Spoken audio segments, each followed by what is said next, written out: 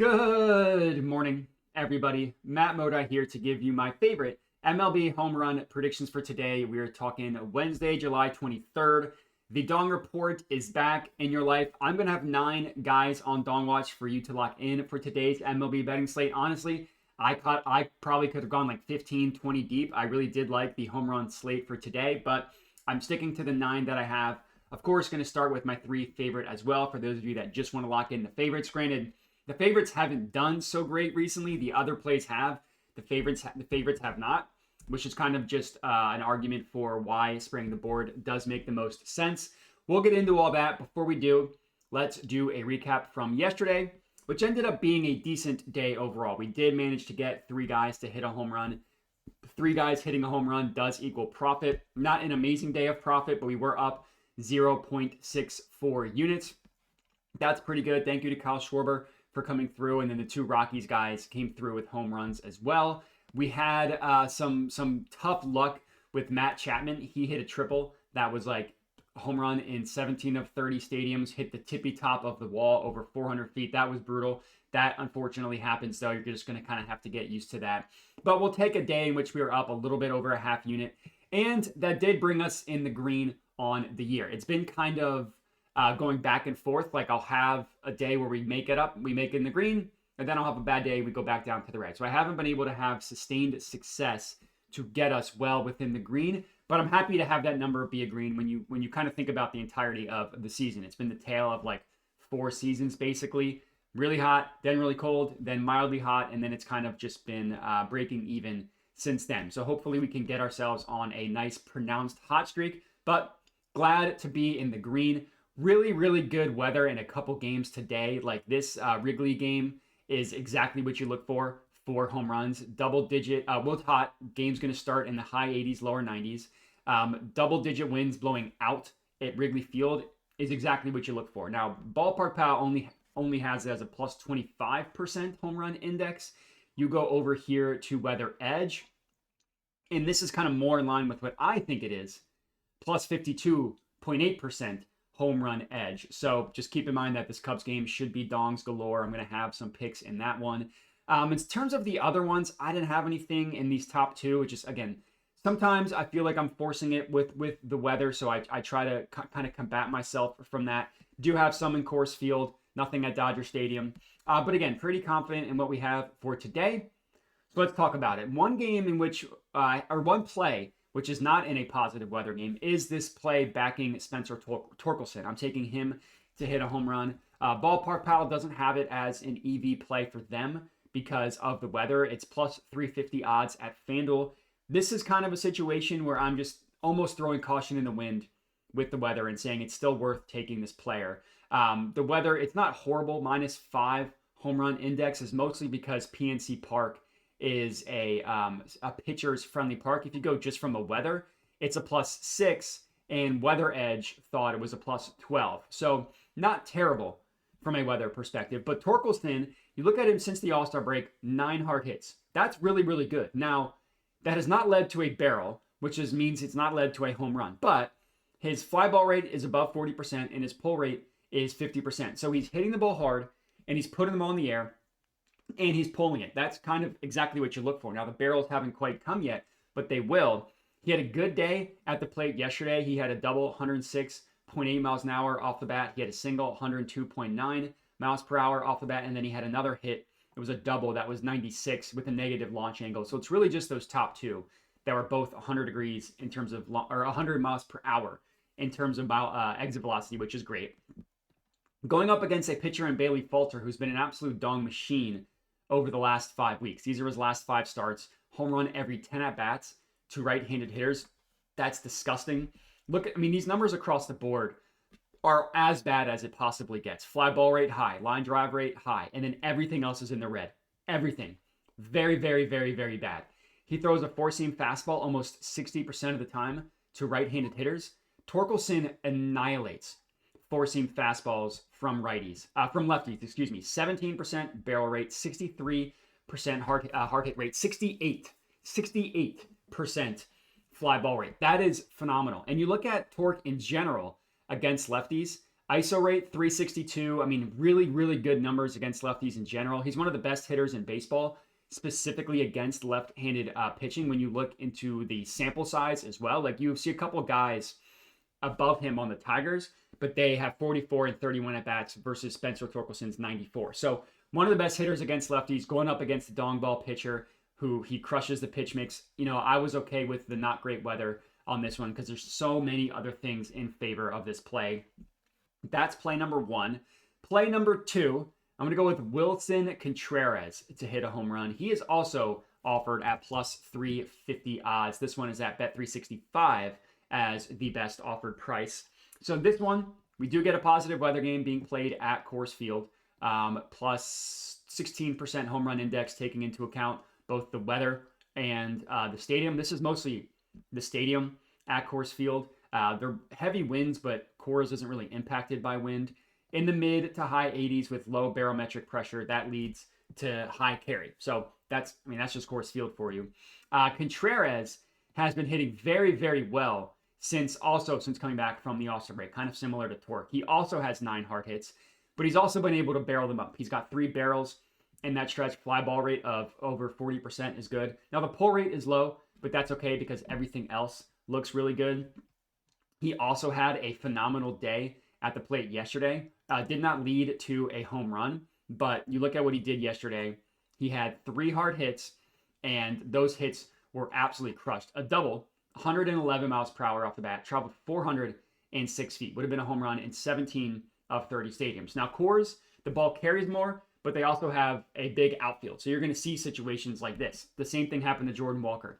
He also had 109.5 miles per hour off the bat, and he had his 3rd hard hit was another flyout, traveled 356 feet, home run in 20 out of 30 stadiums. So the EV on that wasn't incredible, so you can't really call that a bad beat, but it was hit really hard for a hitter that's done really well since the All-Star break. Again, 9 hard hits and 3 barrels is good.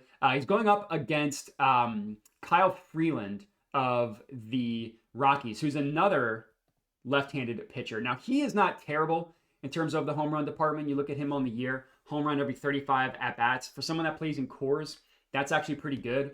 The hard hit rate is pretty high. The line drive rate is high. Granted, the fly ball rate is low, but that's okay because you combine them and it's not so bad. The Sierra is high. The K rate is low. So not as good of a matchup as Bailey Falter, but definitely nothing to be scared of.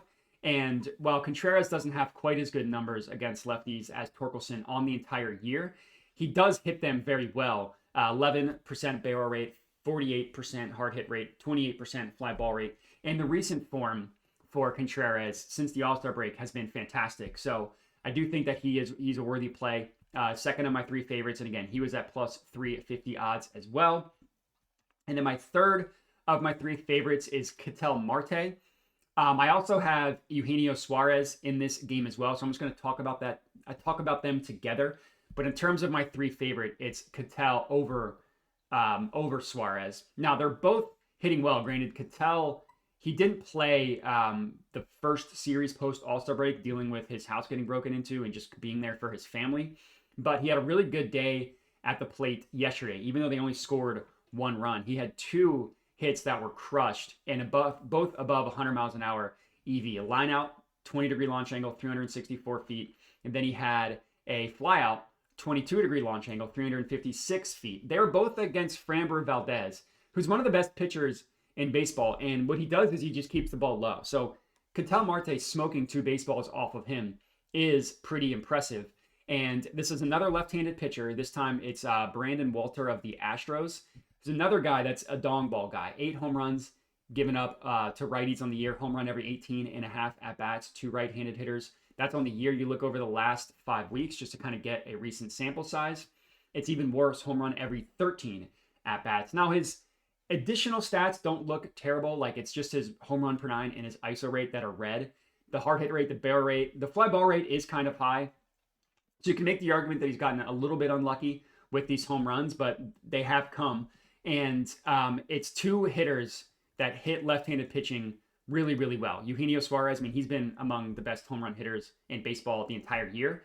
11% barrel rate, 55% hard hit rate, 50% fly ball rate. And then Ketel, 13% barrel rate, 50% hard hit rate, 30% fly ball rate. So not quite as good as Suarez, but the barrel rate is at least higher. And then you look at, I mean, Suarez has been incredible since coming back from the All-Star break, but you just see here 6 barrels and 12 hard hits. That's amazing. I mean, you look at that and you compare that league-wide.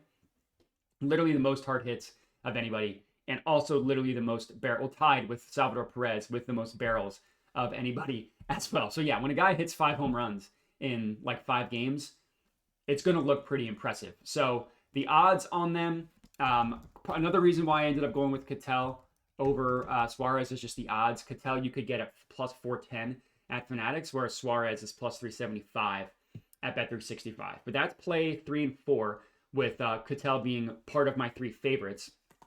The remaining ones, I got 2 more guys in the Rockies game. They're both members of the Rockies. And they're both the guys I went with yesterday. Mickey Moniac, taking him to hit a home run, and Ryan McMahon, taking him to hit a home run. The odds on them are really good. 550 is the best offer price for McMahon, and 575 is the best offer price for Mickey Moniac. And you look at them, you know how I mentioned that Suarez leads the MLB with 12 hard hits since the All-Star break? Guess who's tied for second with 5 other batters? That would be one Ryan McMahon, who's also got 3 barrels in that stretch. So that's really good. And look who's just one behind Ryan McMahon with 10 hard hits. That would be one Mickey Moniac. So 2 guys that are hitting the ball very, very well. 2 guys that did go yard yesterday. So if you don't like that, that is going to be a negative. The pitcher they're going up against, Andre Palente.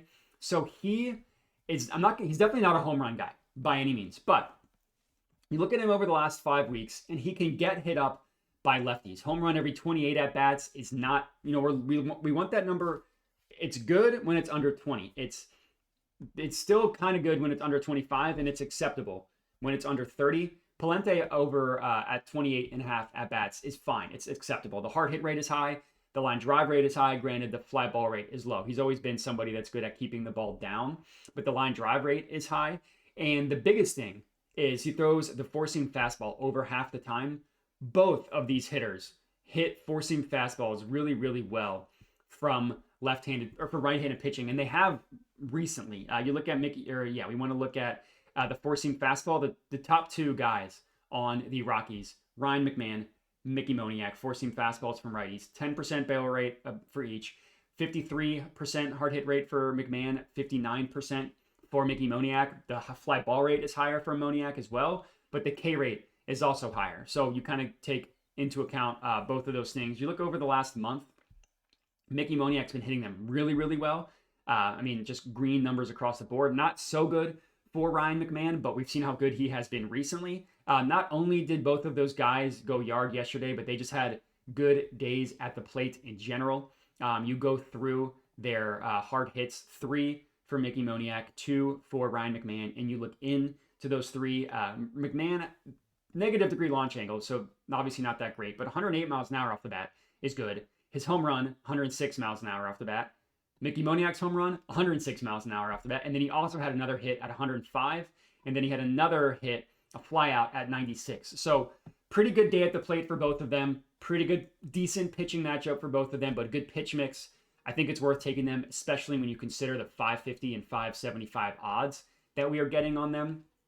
And then my last 3 are all in this Cubs game. It's Ian Happ, it's Salvador Perez, and it's Pete Crow Armstrong.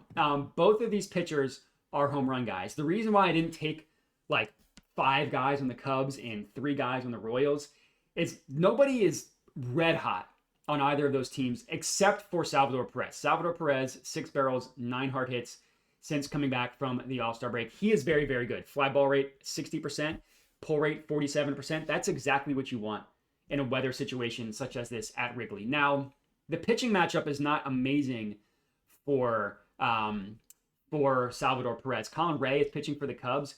You want to target Ray against a lefty. As you can see, he really struggles against lefties. Home run every 10 at-bats. Against righties, it's every 28 at-bats, so it's more in that acceptable number as opposed to the like good number. But a lot of the ancillary stuff, like the K rate is low, the fly ball rate is decent, the hard hit, line drive, barrel rate, all that stuff is decent. And Salvador Perez has just been phenomenal.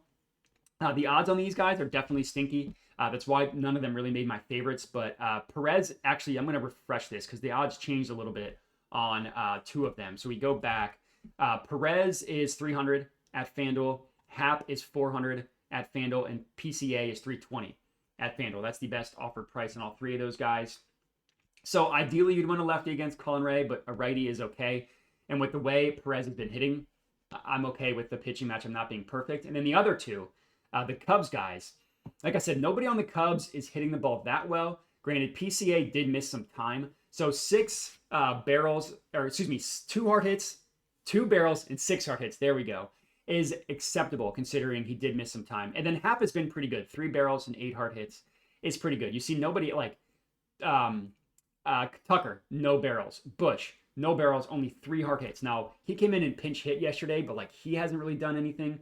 Tucker hasn't really done anything. So I really wanted to take those guys, but it felt like I would have been forcing it. And then Suzuki, who has been hitting well, has even stinkier odds in the 200s, like 290 for him. And the pitching matchup is why I ended up settling on 2 lefties. You look at Seth Lugo, who's pitching for the Royals.